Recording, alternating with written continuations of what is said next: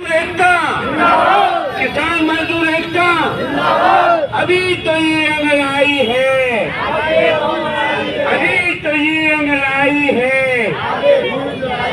निजीकरण मुर्दाबाद, निजीकरण मुर्दाबाद। साथियों, आप सभी लोगों का मैं कार्यक्रम में भागीदार होने का धन्यवाद पेश करता हूं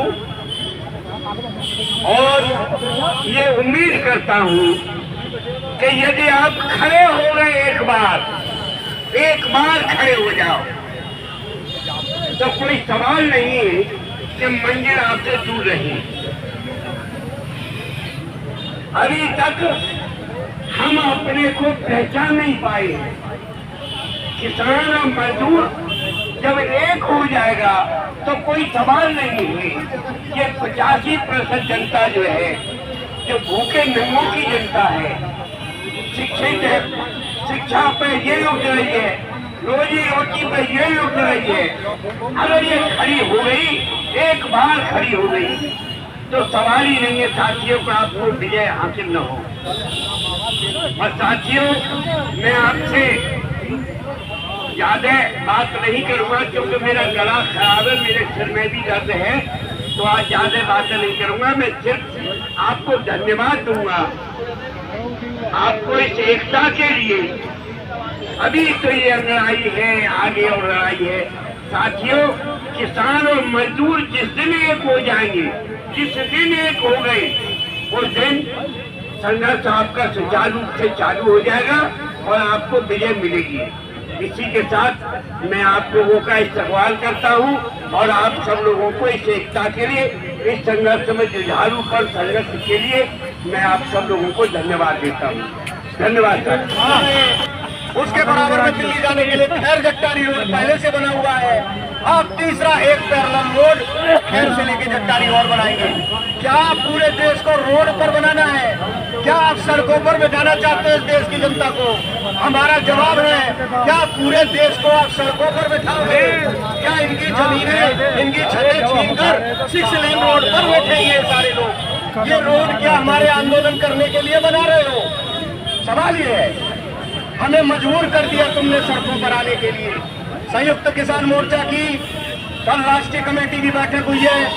जो जिम्मेदारी आप अलीगढ़ के किसानों की तरफ से मुझे दी गई है राष्ट्रीय स्तर की बैठक में, मैंने वहां भी वो सवाल उठाए हैं आपके, और मैंने लखनऊ में भी वो सवाल उठाए। जो जिम्मेदारी आपकी मेरे पर है, कोई पद नहीं है मेरे पर राष्ट्रीय कमेटी में, वो आपकी ओर से दी गई अलीगढ़ की जिम्मेदारी है कि आप जाइए और हमारे क्षेत्र की बात राष्ट्रीय स्तर पर करिए, और मैं वो करता हूं। 1/3 जमीन का मामला है, इस पर हम दृढ़ है। एसकेएम संयुक्त किसान मोर्चा एसकेएम है कि ग्राम सभा की जमीन का 1/3 हिस्सा ग्राम सभा के भूमिहीन किसानों का है। अगर आप किसी कंपनी को देते हो तो उनको देना पड़ेगा सबसे पहले। दूसरी बात, एसकेएम ने कुछ निर्णय लिए हैं, वो मैं बता देता हूं, क्योंकि यहाँ 500 किसान संगठन इस लड़ाई को लड़ रहे हैं खड़े होकर। वो किसी राजनीतिक पार्टी की लड़ाई नहीं है। वो ऐसा नहीं है कि हमको विपक्ष कोई, अभी एक मीडिया का साथी कुछ गलत कह के गया, मैं उसकी बात पर नहीं जा रहा हूँ। इन मीडिया के साथियों को तो काम ही यही था। ये लोग पहले भी यही कहते थे, जो गोदी मीडिया है, हम साफ कह रहे हैं, जो किसानों का पक्षधर है, किसानों के बच्चे जिस मीडिया को चलाते हैं वो हमारे साथ खड़े हैं। लेकिन गोदी मीडिया जो मल्टी मीडिया है, जो अंबानी और अडानी के पैसों के गिरवी रखा है, वो उस दिन भी यही कह रहा था कि तुम विपक्ष के पैसे से या ट्रैक्टरों में तेल डाल के यहाँ पर आए हो। वो उस दिन भी यही बोलता था कि आप खालिस्तान के पैसे से यहाँ जो है बैठे हो खाना खा रहे हो। यहाँ एक पैसा ये नहीं निकाल पाए हमारे ऊपर कि हमने किसी से पैसा लिया है। जब 26 जनवरी 2021 को ट्रैक्टर परेड थी तो हमारे अलीगढ़ में बाईपास पे ट्रैक्टर परेड निकली। एक राजनीतिक पार्टी के 300 ट्रैक्टर हमने शामिल नहीं किए। हमने कहा हम किसी मंच पर किसी पार्टी को नहीं चलने देंगे, और वो 300 ट्रैक्टर बोनेर पर खड़े रहे। हमने कहा हम अपनी रैली में नहीं शामिल करेंगे। हम किसानों की लड़ाई है, हम किसी पार्टी का पेट भर सकते हैं, हम किसी पार्टी के नेता को हवाई जहाज में चला सकते हैं, हमें कोई पार्टी क्या देगी? हम खुद में ये ऑटो रिक्शा जितने भी चला रहे हैं शहर के अंदर, ये सब आसपास के किसानों के बेटे हैं, गरीब घरों के बेटे हैं। तो शहर में जब उनसे खेती बाड़ी को लाभ अपने नुकसान का सौदा बना दिया, उस समय ये जो है कोई अन्य रोजगार के क्षेत्र में जा रहे हैं। आप उनको उनकी रोजी रोटी छीनना चाहते हो। हम उन सब लड़ाइयों में साथ हैं, वो हमारी लड़ाई अलग नहीं है, ये सवाल ही अलग है। आज बस एक ही लड़ाई रह गई है और दो ही पक्ष रह गए हैं, तीसरा कोई पक्ष नहीं है। कमेरे एक तरफ होंगे, लुटेरे एक तरफ होंगे, इसके सिवाय कोई लड़ाई नहीं है। कमेरा फाले के एक तरफ है, लुटेरा देश का एक तरफ है। सारे लुटेरों ने हाथ मिला लिया है। आज इस लुटेरी पार्टी के साथ अगर पूरे जिले में आप निगाह घुमा के देख लीजिए तो जिस गाड़ी पर इनका झंडा लग रहा है वो अपने इलाके में क्या कर रहा है, वो जमीनें लूटने का काम करता है। ये लुटेरे सारे एक जगह बैठ गए हैं और यही लुटेरे इस देश के हर वर्ग को लूटना चाहते हैं। ये लड़ाई किसी पार्टी के खिलाफ नहीं है, ये लड़ाई लुटेरों के खिलाफ है। या तो उस पार्टी को छोड़ के आ जाए वो लोग, क्योंकि अभी लुटेरों की पार्टी हो गई है, इसीलिए हम इसका विरोध कर रहे हैं। ये विरोध और तीखा करेंगे अगर ये सरकार नहीं मानेगी तो। दूसरा बात, आगे के जो कार्यक्रम है 26 जनवरी का मैं यहां से आपको न्योता दे रहा हूं। 26 जनवरी को हर जिले में ट्रैक्टर परेड होगी। मेरा तो आपसे वादा करके जाना है, हर गांव से 2 ट्रैक्टर सजा के लाइए और ऐसी परेड होनी चाहिए कि सरकारी परेड और भाजपा की कोई परेड हो, मोदी की, हर जिले में उसकी परेड फीकी नजर आए। आप ये कसम खा के आइए, दिखाइए किसान और मजदूर ही इस गणतंत्र का मूल हिस्सा है। ये लुटेरी ताकतें मूल नहीं है। गणतंत्र का मतलब होता है इस देश का आम आदमी, और उस आम आदमी की परेड 26 जनवरी को वो ताकत हमको सबको मिलकर दिखानी है। और साथियों, जितनी भी लड़ाइयां देश में रोजी रोटी बचाने की लूट के खिलाफ है, वो सब लड़ाई संयुक्त किसान मोर्चा किसान संगठन की लड़ाई है और उस लड़ाइयों को हमें पूर्ण समर्थन हमारा है, पूरा सहयोग है। साथियों, कुछ देर बाद ज्ञापन देने जाएंगे हम लोग। प्रशासन भी अधिकारी आए, ज्ञापन अधिकारी महोदय आएंगे। हमें उनके सामने वो एकजुटता दिखानी है, वो एकजुटता दिखानी है उनके सामने नारेबाजी के साथ बुलंद करके। जैसे मेरी आवाज इसलिए नहीं बुलंद है, मेरी आवाज इसलिए बुलंद है कि मन में कोई शक नहीं है इस लड़ाई। ये बड़ा प्रश्न है, हम बच्चों को कैसे पढ़ा बढ़ा के 20 साल का करते हैं, अपना खून उनके खाने में डालते हैं जब उनको पालते हैं, और हमारा बच्चा बेरोजगारी का दंश झेलते हुए जो है आत्महत्या करने को मजबूर है। ये सरकार को सोचना पड़ेगा, सरकार को सोचना पड़ेगा। क्या देश के 16 करोड़ किसानों पर 21 लाख करोड़ का कर्जा है? 16 करोड़ जब किसान कर्जे में दबा हुआ है तो तुम्हारी सरकार के वित्त मंत्रालय अपनी रिपोर्ट में इस बात को लिखते हैं। 16 लाख करोड़ किसानों पर आज कर्जा है, वो कर्जे में पीड़ित है और फिर भी लड़ाई के लिए आ रहा है क्योंकि लड़ना उसकी मजबूरी है। तो साथियों, इस सभा में आगे बढ़ाइए साथी लोग। आपकी ओर से संयुक्त किसान मोर्चा ज्ञापन देगा। एक पीछे से बात आ रही है बिजली वाले मैटर पे, मुझे रखती है क्या? ऐसा नहीं, ठीक। अभी पीछे से एक प्रकरण और जोड़ने को आया, जब मैं बात रख रहा हूँ मैं खत्म करना चाह रहा था। एक प्रकरण यहाँ ऐसा हुआ, जवान के पीछे के क्षेत्र में 1 करोड़ 85 लाख रुपया बिजली विभाग ने जमा करा लिया एक बार, और कोरोना काल में घर से इनके कर्मचारी जमा कराने के लिए जाते थे घर घर। इन्होंने कहा कि कोरोना के समय हम ये आपको एक सुविधा दे रहे हैं, और इनके कर्मचारी उनको नकली रसीद पकड़ाते रहे 2 साल तक। जब खाते में पैसा नहीं पहुंचा तो विभाग ने कह दिया कि आपकी रसीदें नकली हैं, फर्जी रसीदें हैं। और इन्होंने, जब किसान संगठनों ने इस बात का विरोध किया कि 2 साल जब किसान पैसा जमा करता रहा है तो फिर दोबारा क्यों जमा कराएगा, तो विरोध करने पर इन्होंने जांच बिठाई जिला प्रशासन की तरफ से, अपने विभाग की तरफ से, और कुछ अधिकारियों को सस्पेंड भी किया और हमें लिखित में दिया कि हमारी जांच में कोई भी किसान दोषी नहीं पाया गया है, हमारे कर्मचारी दोषी हैं। ये मेरे पास लिखित है, जो यहाँ के एसी ने उस समय लिख के दिया। लेकिन आज 1 साल बीत गया, इस निकम्मी सरकार और इसके प्रशासन ने आज तक किसी भी संचालक को 1 पैसे का लाभ नहीं दिया और वो सस्पेंड। किसान संगठनों एवं किसान हितैषी एवं किसान बंधुगण, देखिए ये बहुत ही सोचने वाली बात है। शासन और प्रशासन, इन दोनों को, मैं सीधे सीधे लाइन पे आ जाता हूं, इन दोनों पर नियम कानून का पालन करने व कराने की जिम्मेदारी होती है। मैं आपको ये बताना चाहूंगा, 21 अक्टूबर 2023 को प्राधिकरण की तरफ से ऑथेंटिक लेटर अथवा विज्ञप्ति निकलता है और 22 अक्टूबर के अखबार में प्रकाशन कर दिया जाता है कि इन किसानों, इन गाता संख्याओं में इतना इतना रकबा ग्रेटर अलीगढ़ के लिए लिया जाना अपेक्षित है और समस्त प्रभावित किसानों से यह उम्मीद की जाती है कि 15 दिनों के अंदर यदि लोग आपत्ति करते हैं तो फिर उनकी आपत्ति 15 दिनों के अंदर किया जाना आवश्यक है, अन्यथा उन्हें सहमत मान लिया जाएगा कि किसानों ने इस परियोजना के लिए जमीन देना स्वीकार कर लिया है। श्रीमान जी, नियम उन्होंने बनाए और अखबार में प्रकाशित कर दिया। किसानों ने यूं समझ लो जिस तरह से कोई सरकारी जॉब लगेगी या यूपीएससी का फॉर्म भरा जा रहा है, इस तरह से उन्होंने आपत्तियां विद इन टाइम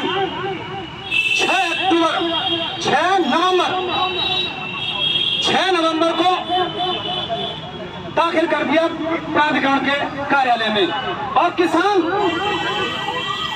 आपत्ति का रिसीविंग लेकर के लौटे। खुला हुआ आंकड़ा है, 414 किसानों की बताई गई कि ये किसानों की जमीन ले जा रही है, लेकिन 600 से अधिक किसानों ने रिसीविंग लेकर के और आपत्ति दर्ज करा दी। नियम कहता है कि जब इतनी बड़ी परियोजना और इतने रकबा के लिए पहली बार तक 15 दिन का समय बहुत कम दिया गया। वे अपनी नियमावली में देख लें, 15 दिनों के अंदर ये संभव ही नहीं था और उससे भी हैरानी की बात है, मेरा सवाल है कम से कम 2 महीने का समय उन आपत्तियों के निस्तारण पे दिया जाना चाहिए था, मगर सबसे बड़ी खतरनाक और इरादागर्दी और गुंडागर्दी कह सकते हैं इसे हम, उन्होंने मात्र 6 नवंबर के बजाय 8 नवंबर को पहला बैनामा करा दिया। इसका क्या अर्थ होता है? या तो हमें प्राधिकरण किसी भी परियोजना पर पहले बैनामा के लिए 80% सहमतियों का आंकड़ा दे दे हमें, वरना ये क्लियर करें कि क्या वास्तव में शहर बनाना चाहते हैं या लाशों से शहर बनाना चाहते हैं।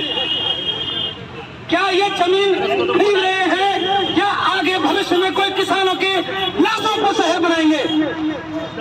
एक बात सोचिए, मैं ये साफ साफ पूछना चाहता हूँ प्रशासन से, ये नियमों का पालन होगा या बिल्कुल यही तैयारी है कि या तो राजी से दे दो वरना एकदम लाशों को शहर बनाएंगे।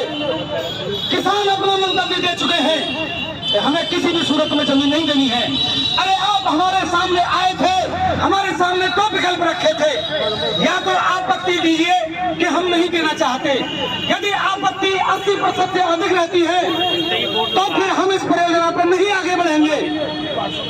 लेकिन और यदि सहमति है तो ही हम इस बेनामा की प्रक्रिया में जाएंगे। मैं पूछना चाहता हूं, यहाँ मीडिया बंधु है, मेरा कोई सहारा नहीं, किसानों की कोई आवाज नहीं उठाता है। किसान संगठनों से अपील की है, मैं आपसे अपील करता हूं, आप एक बार प्रश्न पूछिए कि 80% सहमति कहाँ है, हमें दिखाइए। और दूसरा सवाल मेरा ये है कि जो आपत्तियां 80% के लगभग 70% के लगभग आपत्ति दर्ज कराई उसी दिन थी, क्या उन पर विधिवत सुनवाई करके ही आगे चलने गए? श्रीमान जी, मेरा तर्क ये है, मात्र 6 नवंबर को आपत्ति 600 से अधिक देने के बाद 6 छोड़िए 7 छोड़िए 8 नवंबर को बेनामा करा लिया पहला। पूछें क्या ये खेती के लिए जमीन ले रहे हैं?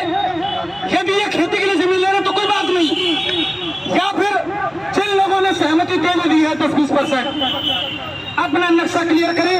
क्या 20% लोगों की जमीन पर ही शहर बनाएंगे? क्या उसके आगे क्या आप लाशों से खेल नहीं करेंगे? नक्शा तुमने ऑप्शन बना लिया, आपको लाशों पर संगीनों से मकसद होना पड़ेगा। आप नहीं समझते हमारी भावनाएं क्या है, हम अपने अस्तित्व की लड़ाई लड़ रहे हैं। आ रहा हूँ ऊपर चल पहले।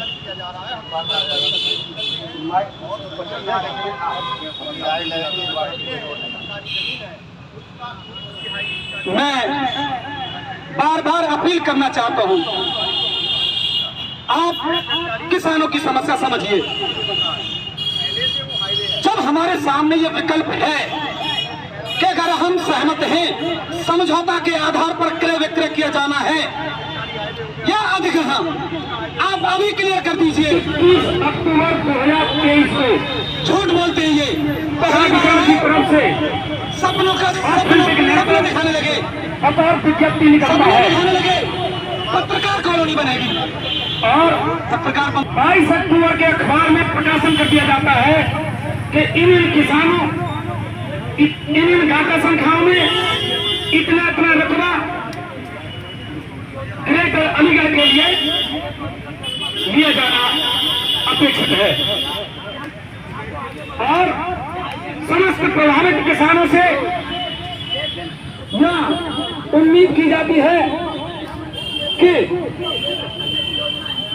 15 दिनों के अंदर यदि लोग आपत्ति करते हैं तो फिर उनकी आपत्ति 15 दिनों के अंदर किया जाना आवश्यक है, अन्यथा उन्हें सहमत मान लिया जाएगा कि किसानों ने इस परियोजना के लिए जमीन देना स्वीकार कर लिया है। श्रीमान जी, नियम उन्होंने बनाए और अखबार में प्रकाशित किया। किसानों ने और मैं किसान मजदूरों का दूसरे काम करने वाला कोई सरकारी जॉब लगेगी है, यूपीएससी का फॉर्म भरा जा रहा है, इस तरह से उन्होंने आपत्तियां विद इन टाइम 6 अक्टूबर 6 नवंबर और 2.5 मिनट की कट, अलग अलग वक्ता की अलग अलग है, एक मत कर कार्यालय में। और किसान आपत्ति का रिसीविंग लेकर के लौटे। खुला हुआ आंकड़ा है, 414 किसानों की बताई गई कि ये किसानों की जमीन ली जा रही है, लेकिन 600 से अधिक किसानों ने रिसीविंग लेकर के और आपत्ति दर्ज करा दी। नियम कहता है कि जब इतनी बड़ी परियोजना और इतने रकबा के लिए पहली बार तक 15 दिन का समय बहुत कम दिया गया। वे अपनी नियमावली में देख लें, 15 दिनों के अंदर ये संभव नहीं था। और उससे भी हैरान की बात है, मेरा सवाल है, कम से कम 2 महीने का समय उन आपत्तियों के निस्तारण पर लिया जाना चाहिए था, मगर सबसे बड़ी खतरनाक और इरादागर्दी और गुंडागर्दी कह सकते हैं इसे हम, उन्होंने मात्र 6 नवंबर के बजाय 8 नवंबर को पहला बेनामा करा लिया। इसका क्या अर्थ होता है? या तो हमें प्राधिकरण किसी भी परियोजना पर पहले बेनामा के लिए 80% सहमतियों का आंकड़ा दे दे हमें, वरना ये क्लियर करे कि क्या वास्तव में शहर बनाना चाहते हैं या लाशों से शहर बनाना चाहते हैं? क्या ये जमीन खरीद रहे हैं या आगे भविष्य में कोई किसानों के लाशों पर शहर बनाएंगे? एक बात सोचिए, मैं ये साफ साफ पूछना चाहता हूं प्रशासन से, ये नियमों का पालन होगा या बिल्कुल यही तैयारी है कि या तो राजी से दे दो वरना एकदम लाशों पर शहर बनाएंगे? किसान अपना मंतव्य दे चुके हैं, हमें किसी भी सूरत में जमीन नहीं देनी है। अरे आप हमारे सामने आए थे, हमारे सामने दो विकल्प रखे थे, या तो आपत्ति दीजिए कि हम नहीं देना चाहते, यदि आपत्ति 80% से अधिक रहती है तो फिर हम इस परियोजना पर नहीं आगे बढ़ेंगे, लेकिन और यदि सहमति है तो ही हम इस पैनामा की प्रक्रिया में जाएंगे। मैं पूछना चाहता हूं, यहाँ मीडिया बंधु है, मेरा कोई सहारा नहीं, किसानों की कोई आवाज नहीं उठाता है। किसान संगठनों से अपील की है, मैं आपसे अपील करता हूं, आप एक बार प्रश्न पूछिए कि 80% सहमति कहाँ है, हमें दिखाइए। और दूसरा सवाल मेरा यह है कि जो आपत्तियां 80% के लगभग 70% के लगभग आपत्ति दर्ज कराई रिसीविंग दी, क्या उन पर विधिवत सुनवाई करके ये आगे चरण में गए? श्रीमान जी, मेरा दर्द ये है, मात्र 6 नवंबर को आपत्ति 600 से अधिक देने के बाद 6 छोड़िए 7 छोड़िए 8 नवंबर को पैनामा करा लिया पहला। पूछे क्या ये खेती के लिए जमीन ले रहे हैं? यदि ये खेती के लिए जमीन ले रहे तो कोई बात नहीं, या फिर जिन लोगों ने सहमति दे दी है तो 20% अपना नक्शा क्लियर करें। क्या 20% लोगों की जमीन पर ही शहर बनाएंगे? क्या उसके आगे क्या आप लाशों से खेल नहीं करेंगे? नक्शा तुमने ऑप्शन बना दिया, आपको लाशों को संगीनों से नक्शा बनाना पड़ेगा। आप नहीं समझते हमारी भावना क्या है, हम अपने अस्तित्व की लड़ाई लड़ रहे हैं।